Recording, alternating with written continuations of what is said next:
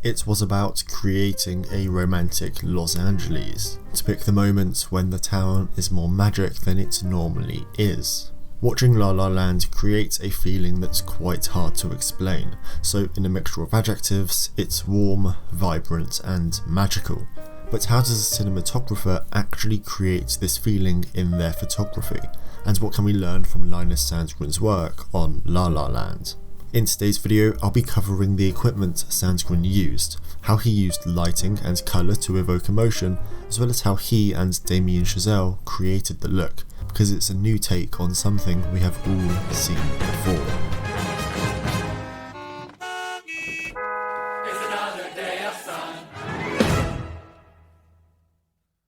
Whilst equipment isn't as important as some of the other aspects of the cinematography like lighting or colour, it's still vital in creating a mood of sorts, especially when it comes to lenses and, if shooting on film, the stock you choose. Now, for La La Land, Sandgren went with just one camera, the Panavision Panaflex Millennium XL2.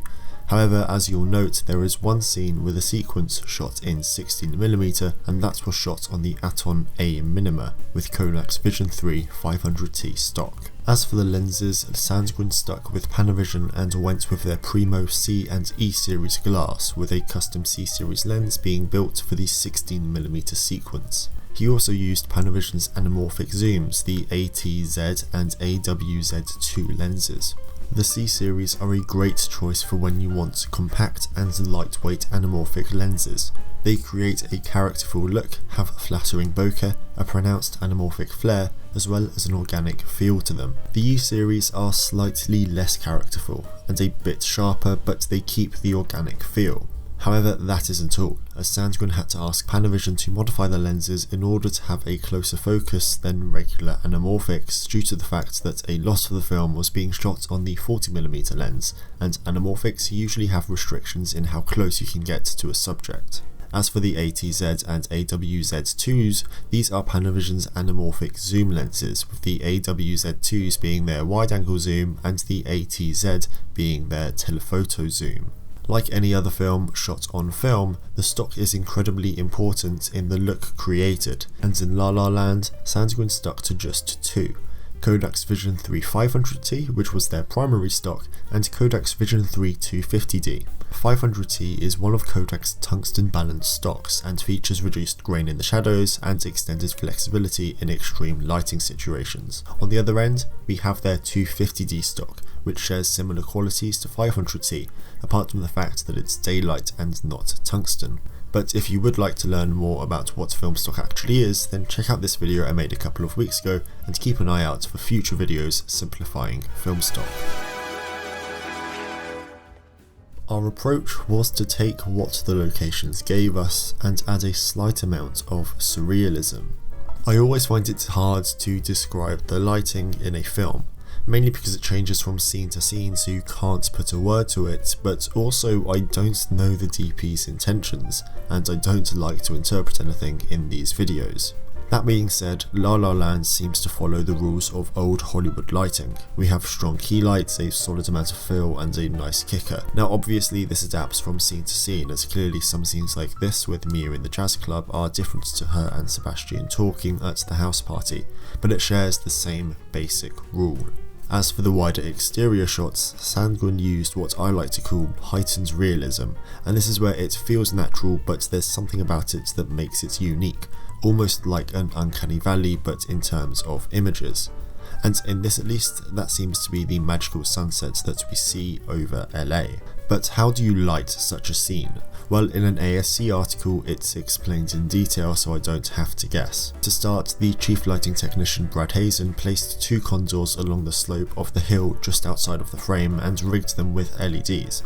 At the bottom of the hill, where they shot the beginning, there was a 90K, which was actually just 15 6K BB lights.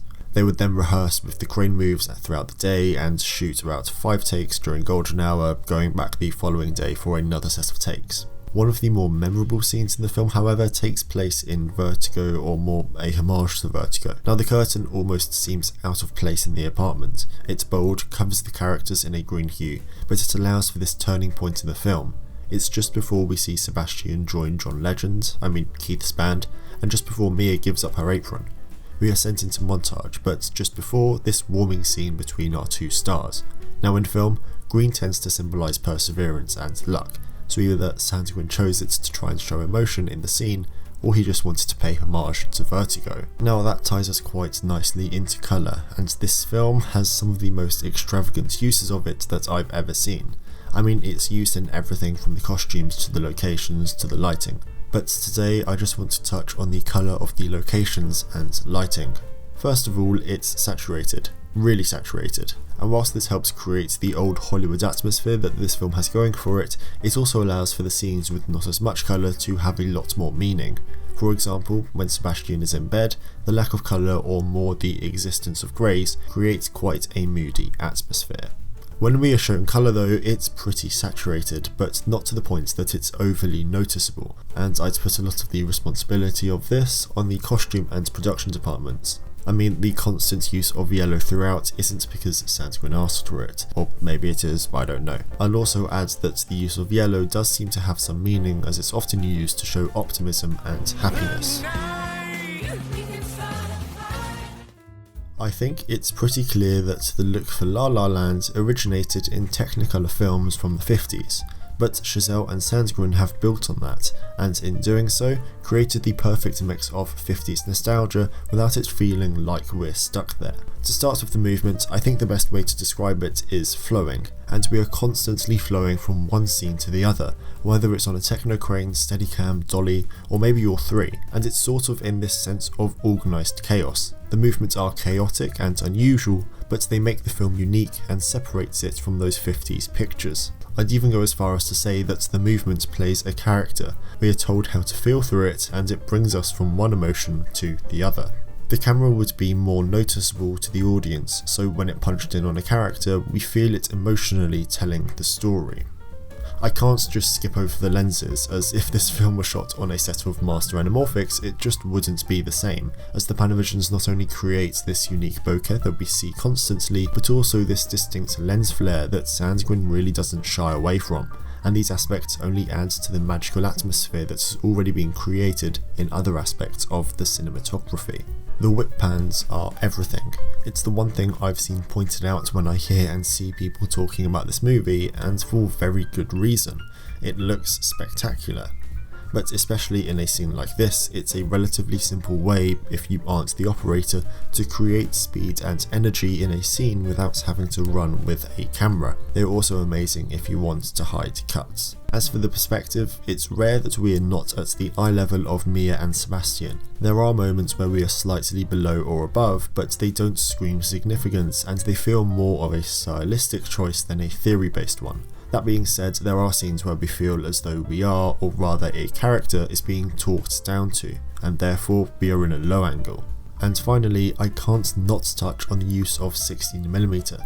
It's just such an easy yet effective way of portraying a nostalgic, or in this case, different time, and the home movie effect creates a sense of melancholy that is incredibly vital to the story.